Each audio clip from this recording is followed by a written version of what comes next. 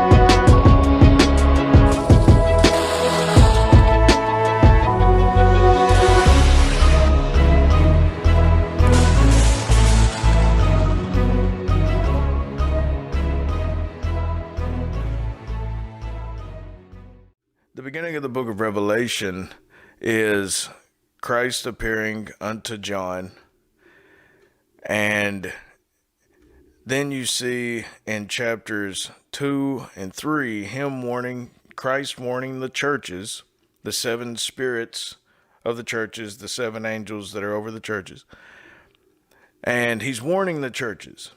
The importance of these seven seals are all important, because nothing happens without Christ opening these seven seals. The rapture doesn't happen. God's wrath does not come down to the earth. We do not go into heaven. None of the dead in Christ are not clothed with white raiment. Nothing happens without Christ opening it. So these seals are all important. The very first four, though, once again, are the four horsemen. Now, the very first horseman is a rider on a white horse. He's a conqueror, but he is a false Messiah. We see in Revelation 19 how Christ is the rider on the white horse, and how he has on him King of Kings. He has many crowns. He's very much different from this rider on the white horse. This rider, he only has a crown on his head. He's a conqueror, and immediately following him, there's war, there's famine, and then just mass deaths. Now, this is all before the time of God's wrath. Revelation 7, immediately following those verses, immediately following, the 144,000 are sealed, and they're getting ready to come down to the earth. We're up in heaven at this time. No need to worry about what I'm about to say for the Christian. But I would have you know, if you're going to be down here, what you're going to be facing. And it is not pleasant in the least. It says that men's heart failed. Peace is immediately taken away from the earth. Now, this is after the Antichrist has come down here. He's established a peace rule, peace treaty. We then come to the seventh seal. And the seventh seal is the beginning of God's wrath. Now, what happens? We go up into heaven. We're rejoicing that we're there. And then there's 30 minutes, about half an hour of silence. No one's singing. No time for rejoicing. Time for God to start striking the world. Peace is taken from this earth. We then read of 7 angels entering into the temple. We Christians will see this. 7 angels will enter into the temple of God in heaven, and they will be given 7 trumpets. Another 7 angels will also enter into the temple. No others are allowed. And they will receive 7 vials. So we have 7 trumpets and 7 vials. All are filled with the wrath of God. Now, you have to parallel both of these events, all of these events happening at once. I'm going to tell you how terrifying it will be for the people on this earth. I guarantee you, you and whom are watching, you have already met people who will live through these things. And this is nothing to joke about. The first trumpet is sounded, and it is hail and fire mingled with blood. And what this hail does is it strikes the earth. It strikes the land, what I mean. It actually strikes the land, the forest, the grass, strikes all of that. And you'll see the first trumpets up until the 3 woes, which is the last 3, from trumpet 5 to trumpet 7. Those are the 3 woes. Those strike men. Those strike the inhabitants of the earth. These first 4 trumpets, these strike the land. These, and you're saying, well, that's not a big deal then. Well, a lot of men died too during this time, men and women, whatever. But they die at this time as well. But you have to understand, this is fully going hardcore towards all the earth. This is hitting the sea. This is hitting the forest. This is hitting the inhabitants. This is hitting the animals. This is hitting everything. God's wrath is just going off all over on this earth. Everything is being struck. Now, at the same time that this hailstones and fire mingled with blood is striking the forest and the land, we're told about these vials being poured out simultaneously. We're told about how people are being struck with these sores, and they're gruesome sores. They're painful. I mean, and they're blaspheming God at this time, because there are no atheists on the world at this moment. There's none from this time for the rest of all mankind. Like there's none, no more atheists.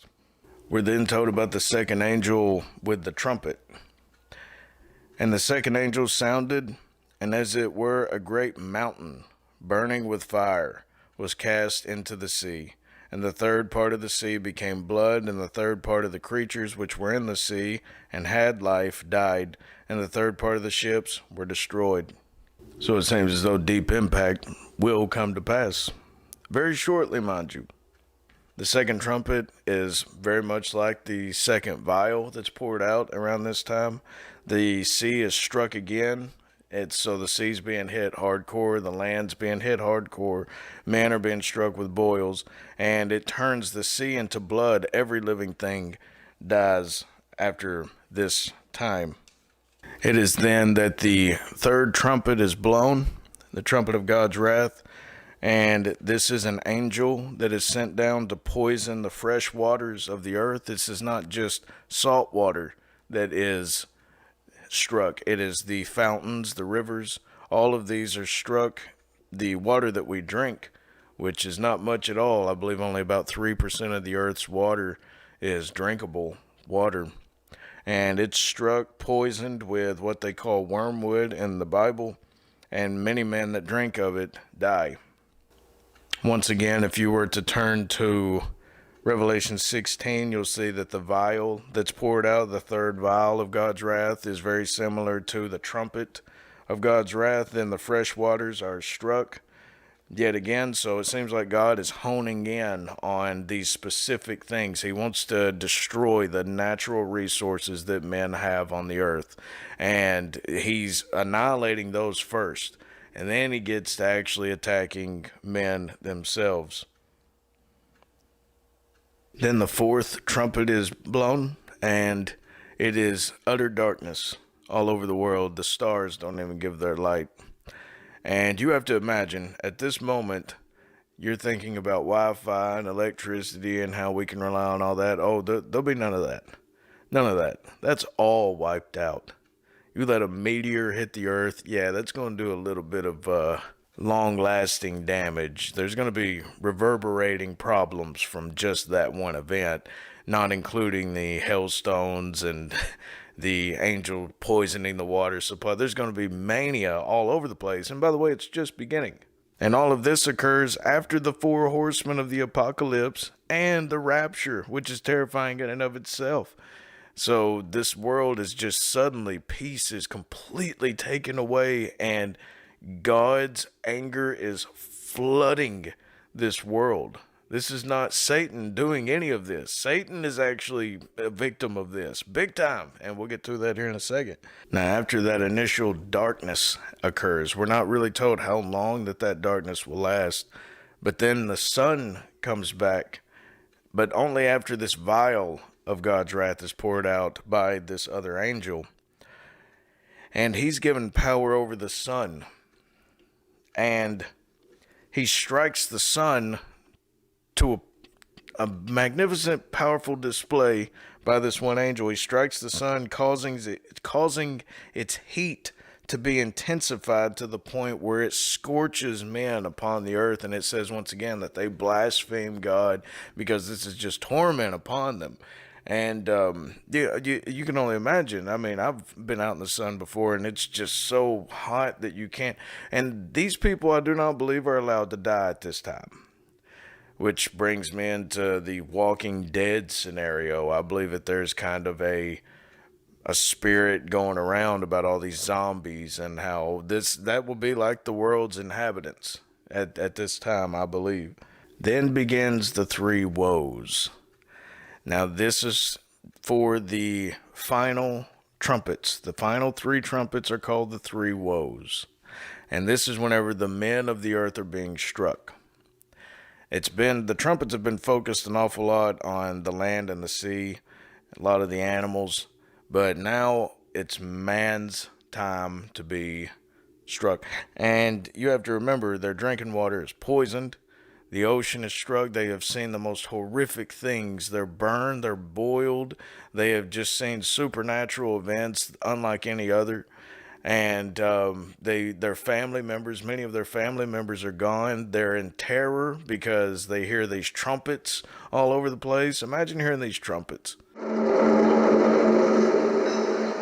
People have been recording strange noises like this one in Kiev for some time now. Videos filmed all over the world have appeared on YouTube, the first in summer last year. But no one's really sure what they're hearing. Speculation ranges from cloaked UFOs to military testing, to experiments by HAARP, a US research project that studies the ionosphere. So now we're told about this angel who comes down, the very first woe, and he opens up hell, basically. This is the fifth trumpet. He opens up hell, and I believe this is kind of in a volcano of sorts. Volcanoes are known to react in the same manner as the Bible describes what happens here. This angel goes down into the bottomless pit, which is in hell, and lets loose this swarm of demonic locusts. They're different locusts than these. There have been speculation that it may be describing helicopters because it talks about their wings sounding like a woman's hair and their sting is in their tail. They got iron breastplates and whatnot. I used to take that view. I no longer take that view. I believe that this is some kind of bizarre supernatural swarm that just goes about. We see this right now in Africa where the locusts are, it says within 30 seconds sometimes they can wipe out an entire farm. That's how serious that these are. But these locusts will attack man. They'll do so for 5 months, we're told. And so harsh are these locusts upon men that men will beg to die. That's how bad, after all that they've done seen, men will beg to die because imagine you can't even leave your home. You can't even, and it's so easy for bugs and so forth to get in through your home. And I mean, and locusts are everywhere. I mean, just look, they can completely swarm you. There is no, you're not going to work that day. There is no production line. There's no check coming in. There's no bills being paid. And all of this while the Antichrist has this mark of the beast thing going on, and this new world order's taking over, and the UN's panicked over this African locust swarm right now. Oh, you just wait. We're then told about this fifth vial being poured out, and this vial is poured out specifically upon the beast, which is the Antichrist. Specifically, it's meant for him and his followers, and the Bible says that they are struck very similar to how the Pharaoh was struck with darkness upon the land, and it's a darkness which can be felt. It's an actual evil, hellish darkness. So you have this demon swarm going about the earth, and then you have this evil, hellish darkness polluting the earth at this time, and it's for all of him and his followers. Then the sixth trumpet is sounded, and the sixth is the order to let loose the four angels in the great river Euphrates. Now, these angels have an army, and this army numbered around 200 million. This could be a supernatural army, whatever it is. I don't believe that it's mankind. I do believe it's a demonic army, simply because it says that 1/3 of mankind is killed by these very angels and their army.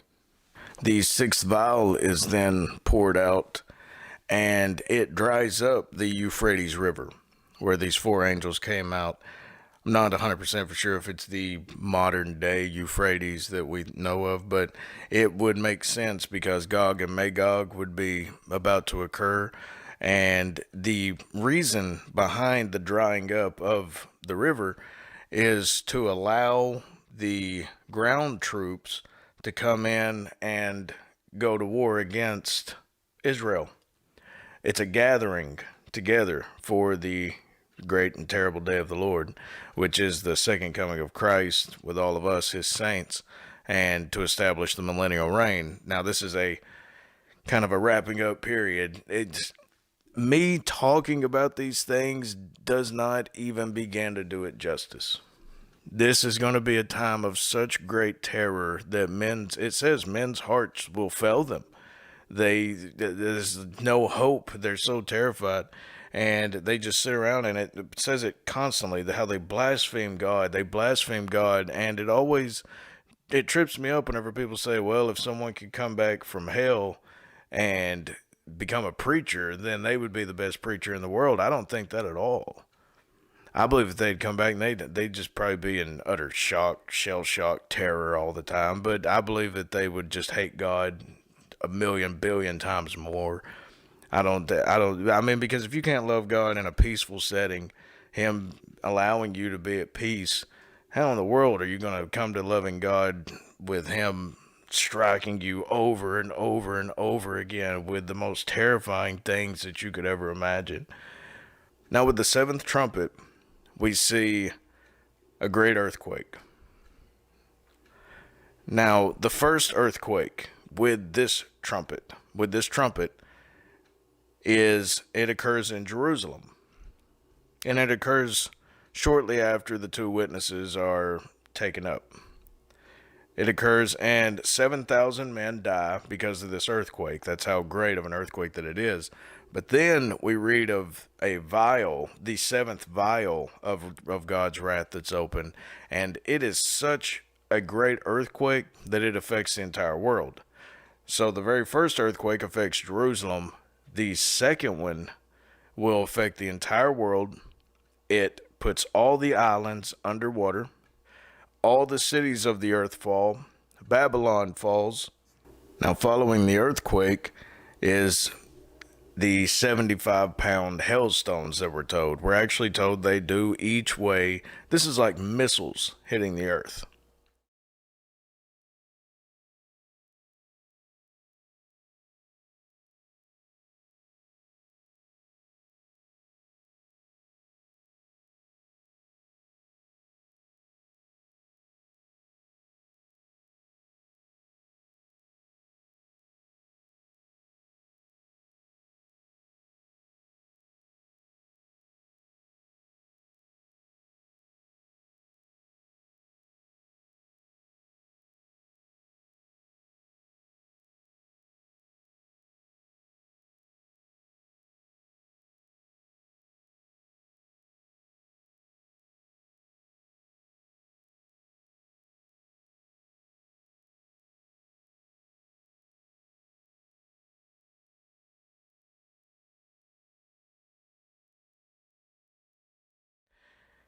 and it accompanies the seventh vial being poured out. You just imagine that. I mean, this is just utter destruction everywhere. Everywhere. But let's not forget what God says to Christ in the Old Testament. Sit thee at my right hand until I make thine enemies thy footstool. Well, that's the whole point of this. God's wrath happening. Do you remember how Saul was on the road to Damascus and the execution of Stephen had just occurred? Do you remember what Christ said to Paul, or Saul as he was known? He said, why persecutest thou me? You see, whenever you're persecuted, Christ takes it personally. If you're offended in his name, then he's offended. Your enemies are his enemies. This is why it says that vengeance is mine, saith the Lord. That the battle is of the Lord's, it's not of us. And there are other things that I didn't mention that's in the Bible that describes what will it be like in those days. And we are told how the beast will turn against mankind. The birds will turn against mankind. Do you remember how people were so terrified in Cujo and Birds and all those movies? Then you see how everything will turn against you. It's not just the people who will be insane. Now that's bad enough. Just to clarify this, if you're worried about you having bad neighbors now, you have no idea how bad the neighbors are going to be then. Everyone's going to be terrified, poor, oppressed, pitiful, dying. They're going to be running for their lives. They're going to be stealing, complete corruption, blasphemy, everything, evil. Everything is an open book at that time. Evil runs rampant all throughout the earth. Literally, hell is opened up onto the earth. Demonic entities are everywhere. Satan is trapped on the earth. And even the beast will turn against man. You do not want to be down here for this time. This is God being angry. Like, there is nothing more terrifying. Nothing. You literally cannot name anything more terrifying than what I have just described to you. And my poor little vocabulary just does nothing for it. But to see it, to hear it from me is far better than seeing it. My prayer is that you do not live through this. Then comes the Battle of Armageddon. You all may find this depiction right here too radical, too bizarre for the battle itself, but if you'll see right here, there's a dragon. Now, you have to understand, at this time, the entire world is not just worshiping a Hitler or someone like that. Satan knows that his time is short. He's cast down to the earth. He knows that his time is short. They will literally be nothing but Satanists on the earth. Satanists on the earth. Just a few Christians here and there, but mostly they'll just be Satan. But all of God's wrath occurs so that he can bring in Christ's kingdom. He wants to just get rid of all these enemies. Christ comes down. The Jews, the whole world's coming against them, and over in Israel, and Christ comes down, slays these enemies. The Jews actually are that's the only people that turn and they fight for him. Once that they see that is the true Messiah, then they turn and they fight for him, and they continue fighting for him after that. And then he establishes his 1,000-year reign. All the enemies will be made his footstool, and every knee will bow to Christ in the end. I guarantee it. So, God of peace be with you. Thank you for listening. Amen.